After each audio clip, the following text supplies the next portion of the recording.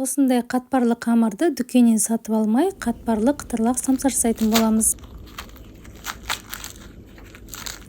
Суға тұз, қант, сірке суын қосып араластырып, ұнға құямыз және де еріген сары майды құйып, қамыр илейміз. Қамырдың иі қануы үшін тоңазғышқа 20-30 минутқа қоя тұрамыз.